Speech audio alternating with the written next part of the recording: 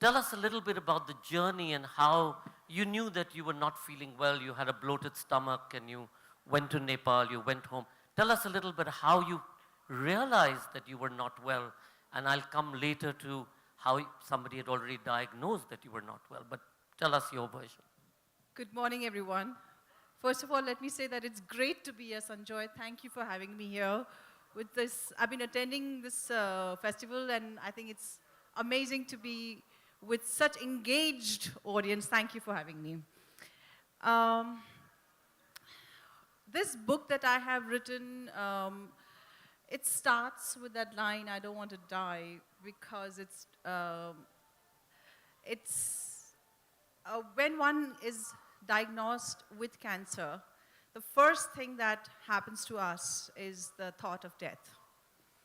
And it's such a difficult time to comprehend, to understand.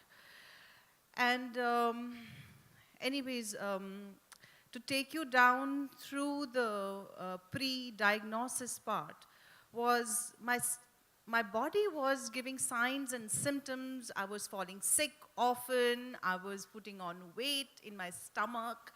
My stomach was bloated, but I was thinking it's just the age. And I kept on thinking it's just the lifestyle. And so cancer was the last thing in my head.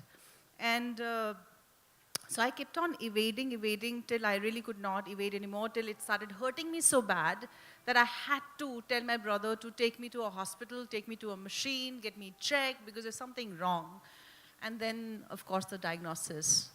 And it was in Kathmandu that the doctor first said to you that they thought that it was cancer and it was in a very advanced stage. And you came back home and you crawled into bed upstairs, and share with us that emotion at that point of time. Basically, it was completely utter shocking news for me, for my parents, for my family. And that whole night I feel that was the longest night. That was the loneliest night. Because one really can't comprehend with late stage cancer diagnosis what to think, how to be. And so it was excruciatingly lonely and fearful. And yet there was a sense of hope because you all decided to fly to Bombay to the very famous ovarian cancer specialist in Jaslok. And even on the flight, while you were being very quiet, and when you landed in Bombay, a city that has always loved you, a city that you've always loved in so many ways, there was still that sense of hope that maybe it's the wrong diagnosis.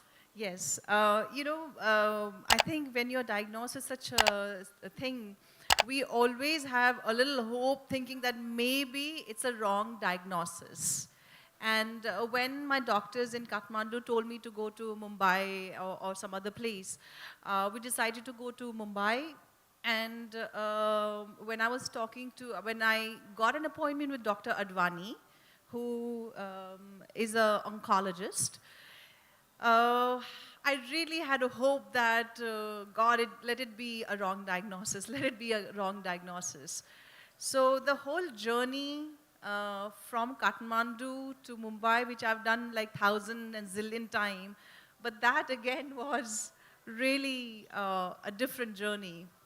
And the plane ride was Kathmandu to Mumbai is 2 hours, but it felt like a lifetime. And I was also very conscious because I felt that everybody was staring at me, everybody was looking at me. They got to know that I had cancer. So lots of uncomfortable thoughts and feelings was coming besides the fact of cancer. And then I came to Mumbai, and then we reached directly to Jaslok Hospital, and I waited for a couple of hours for Dr. Saab to come. And then when he asked for a second set of CT scans, I just had a flint of hope that it was, or maybe he thinks the reports are not correct and it could be wrong diagnosis.